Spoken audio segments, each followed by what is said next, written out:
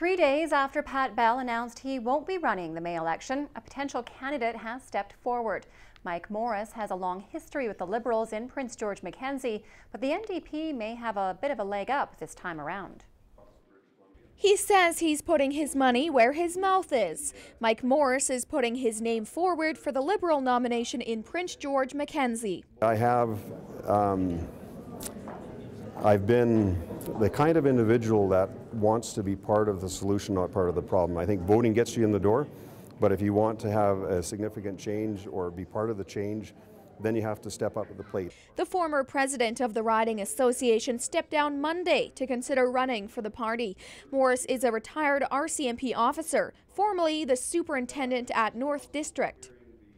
I think it'll be a benefit. There's many that will want to turn it into a cloud, but because of my personal experience, I think I can refute a lot of the misconceptions out there about policing in British Columbia. Today's announcement makes Morris the first and only nomination candidate so far. If he wins, there'll be lots of work in a short amount of time. The NDP locally, or at least for Prince George Mackenzie, may have a little leg up advantage in that they've had a candidate, Mr. Deepak, for nearly a year now, and maybe had a lot of time to plan for the election coming ahead.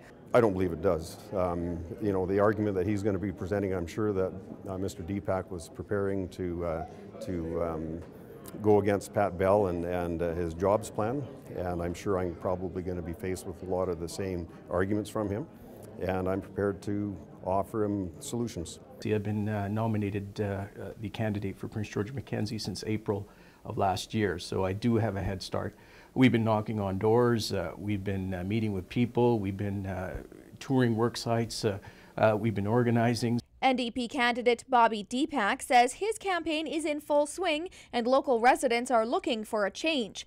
Deepak and Morris may already be butting heads on one key issue, the Northern Gateway Pipeline.